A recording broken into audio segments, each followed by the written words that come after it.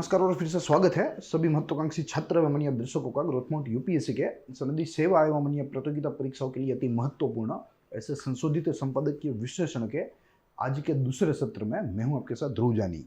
प्रथम सत्र में भी हमने द हिंदू से ही एक महत्वपूर्ण लेख को लिया था आधार बनाकर, उसके ऊपर चर्चा करी जो हमारी परीक्षा संबंधी जरूरियतों को परिपूर्ण करता हो। अब दूसरे लेख की बारी है। यह लेख भले ही प्रत्यक्ष रूप से हमारी प्रिलिमिनरी व हमारे मुख्य परीक्षा के साथ संबंधी नहीं है, मगर एक जागरूक एक ज्ञानवर्धक नागरिक बनाने के लिए आज की जो ये चर्चा है वो ये बहुत ही महत्वपूर्ण है। It is a very pivotal.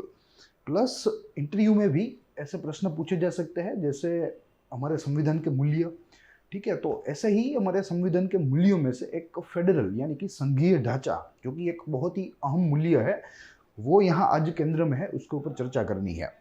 जो टाइटल आपको दृश्यमान है, the union government has a unifying effect, यानी कि जो यूनियन गवर्नमेंट शब्द है, संघीय सरकार, उसकी जो इफेक्ट है वो बहुत ही यूनिफाइंग होती है, एकता वाली होती है। वहीं ऑन कॉन्ट्ररी सेंट्रल गवर्नमेंट की जो इफेक्ट है वो सेंट्रल टेंडेंसी वाली होती है, सत्ता का केंद्रीकरण करने वाली होती है। तो यहाँ कैसे यूनियन गवर्नमेंट भारत के लिए एक अच्छी बात है, एक सकारात्मक पहलू साबित हो सकता है, और वहीं कैसे सेंटर एक नकारात्मक पहलू साबित हो सकता है, उसकी चर्चा यहाँ की गई है।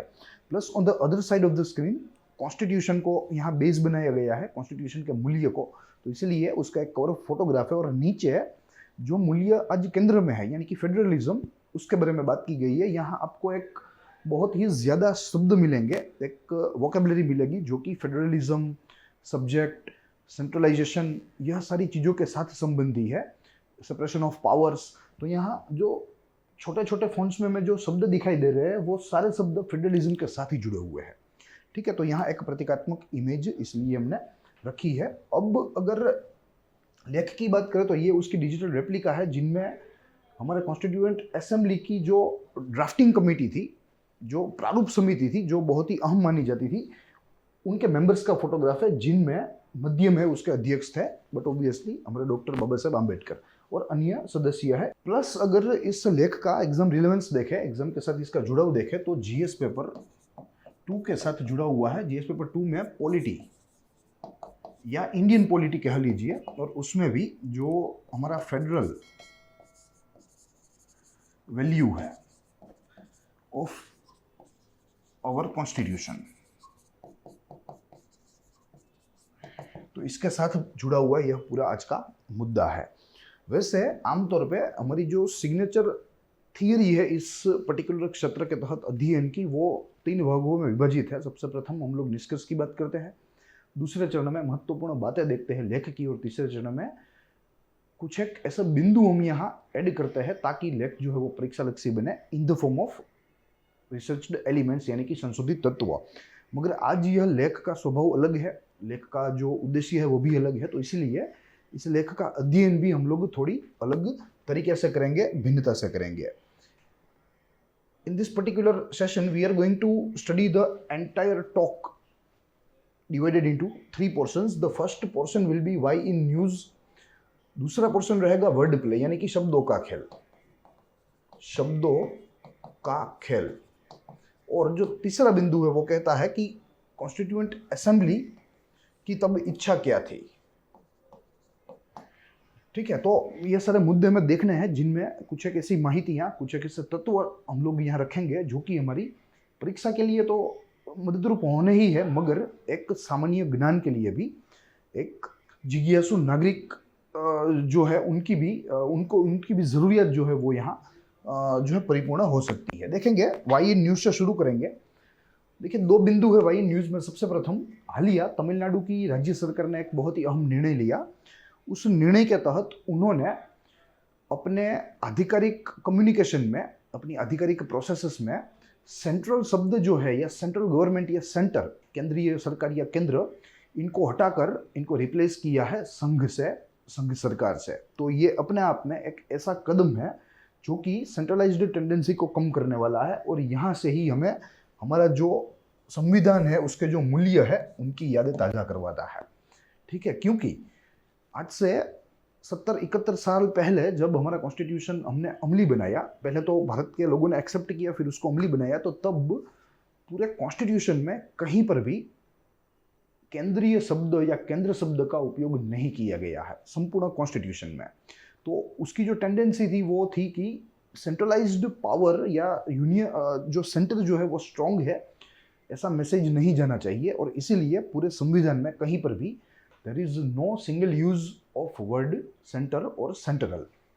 ठीक है, तो यहाँ से हमें ये याद ताज़ा होती है, तमिलनाडु सरकार ने भी सेंटर शब्द को हटाकर उसे रिप्लेस कर दिया यूनियन से अपने कम्युनिकेशन में, अपने स्टेट प्रोसीजर्स में, आधिकारिक रूप से इन ऑथोरिटेरियन मैनर। फिर आगे देखें, ये बात रही वही न्यूज़ की। फिर आगे देखें तो वर्ड प्ले, जो कि दूसरा पायदान है आज का। देखिए, शब्दों का खेल, जैसे मैंने आपको बताया कि हमारे संविधान में there is not a single reference, there is not a single address to the word centre. सारी जो कलमें हैं 395, 22 भाग और 12 अनुसूचियां, कहीं पर भी there is no address to word centre in the entire constitution, चाहे वो 22 भाग हो, उसके 395 आर्टिकल्स हो, और वहीं 12 अनुसूची यानी कि शेड्यूल्स हो, कहीं पर भी हमें उल्लेख नहीं मिलता। अगर कोई पॉलिटिकल साइंस का अभ्यर्थी अगर सेंटर शब्द का उद्भव देखने के लिए खोज करे, हमारे संविधान में खोजे, तो जो है ही और शी विल बी डिसअपॉइंटेड, क्योंकि हमारे कॉन्स्टिट्यूशन में कहीं पर भी सेंटर शब्द का उल्लेख हमें देखने को नहीं मिलता है। हाँ, एक बात है, जनरल क्लॉजेज एक्ट 1897 के तहत सेंटर की परिभाषा दी गई है मात्र और मात्र, मगर कॉन्स्टिट्यूशन में उस शब्द का उपयोग नहीं है। तो यहाँ हमें यह समझना होगा कि whether the word centre is constitutional और नॉट, ये भी एक बड़ा प्रश्न यहाँ से उत्पन्न होता है। जो उल्लेख हमें मिला है, जो परिभाषा मिली है, वो हमें मिली है सेंट्रल क्लॉजेज एक्ट 1897 से। ये एक महत्वपूर्ण जो है प्रिलिमिनरी पॉइंट ऑफ व्यू से प्रश्न हो सकता है कि सेंटर का उल्लेख या सेंटर की परिभाषा निम्नलिखित में से किसमें है। कॉन्स्टिट्यूशन का भी ऑप्शन होगा, जनरल क्लॉजेज एक्ट का भी ऑप्शन होगा, अन्य किसी भी कानून का भी ऑप्शन होगा। तो हमें वहाँ कॉन्स्टिट्यूशन सिलेक्ट करने से बचना है, मात्र और मात्र जनरल क्लॉजेज एक्ट 1897 को चूज करना है। तो ये बात रही शब्दों के खेल की। अब आगे देखें तो हमें देखना है कि इंटेंट क्या था कॉन्स्टिट्यूएंट असेंबली का, उसका रुख क्या था। तो आमतौर पे पूरी कॉन्स्टिट्यूएंट असेंबली के दो गुट थे इस पर्टिकुलर मुद्दे के ऊपर, दो समूह थे जिनमें यह पूरी असेंबली या पूरी संवैधानिक सभा विभाजित हो गई थी इस पर्टिकुलर मुद्दे के ऊपर। एक गुट जो था ए और दूसरा जो गुट था वो था बी। अब समझेंगे ए क्या कहना चाहता है और वहीं बी की क्या बातें हैं। सबसे प्रथम देखिए, ए कहता है कि principle of British cabinet plan should be adopted. Yes, principle cabinet plan जो कि 1946 में आया था, उनके द्वारा कहा गया था कि there should be soft centre and states should be more autonomous।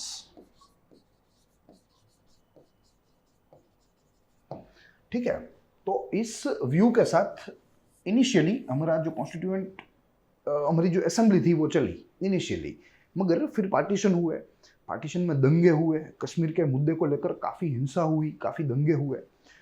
तो ये सेंटर के ऊपर दबाव बना कि अब सेंटर को उसकी जो ये टेंडेंसी है कि सेंटर जो है वो सॉफ्ट रहेगा, वहीं स्टेट जो है वे मोर ऑटोनोमस होंगे, वे मोर पावरफुल होंगे, तो ये टेंडेंसी को बदलना पड़ा। So overall there was a compulsion on constituent assembly to switch this approach to replace this approach.